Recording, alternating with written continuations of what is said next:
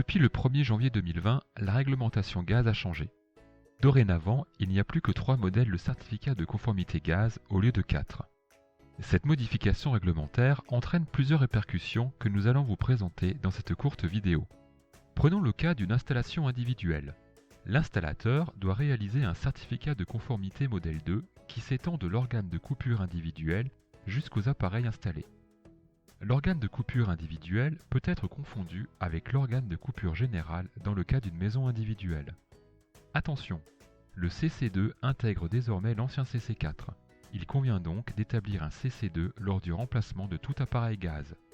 Par exemple, dans le cas du remplacement d'un chauffe-bain, il convient d'établir obligatoirement un certificat de conformité modèle 2 depuis le 1er janvier 2020. Dans le cas d'une installation collective avec conduite montante, l'installateur doit réaliser un CC1 qui s'étend de l'organe de coupure général jusqu'aux différents organes de coupure individuels, puis un certificat de conformité modèle 2 qui s'étend de l'organe de coupure individuel de chaque logement jusqu'aux appareils installés. Si l'installation collective comporte un site de production d'énergie, il faut établir un CC1 à partir de l'organe de coupure général jusqu'à l'organe de coupure du site de production d'énergie qui doit être situé avant la pénétration dans le site. Il faut également établir un CC3 qui démarre au niveau de l'organe de coupure du site de production d'énergie et qui s'étend jusqu'aux organes de coupure du ou des appareils.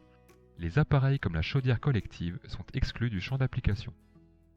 Nouveauté dans le cas de l'ensemble unique. Il s'agit de plusieurs bâtiments collectifs et ou individuels construits sur une même parcelle de terrain. Le distributeur ne pouvant pas acheminer le gaz jusqu'au bâtiment, la distribution s'arrête donc en limite de propriété. Plusieurs CC1 doivent donc être établis pour chaque segment de canalisation. En partant du coffret avec l'organe de coupure générale en limite de propriété, il y a lieu d'établir un premier CC1 partant de cet organe de coupure et allant jusqu'aux différents organes de coupure généraux supplémentaires situés au pied de chaque bâtiment. Ensuite, plusieurs configurations peuvent s'appliquer selon le cas.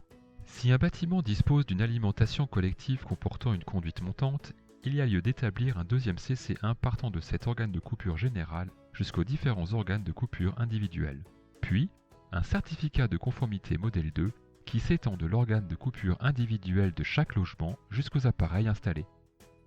Dans le cas d'un bâtiment chauffé par des appareils collectifs situés dans un site de production d'énergie, il y a lieu d'établir un CC1 supplémentaire entre l'organe de coupure général et l'organe de coupure du site de production d'énergie, et enfin un CC3 de cet organe de coupure de site jusqu'aux appareils.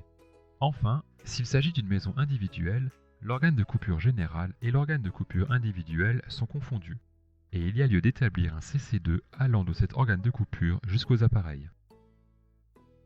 Retrouvez toutes nos actus gaz en vous inscrivant à notre newsletter sur www.coprodit.com. Vous pouvez également nous suivre sur les réseaux sociaux.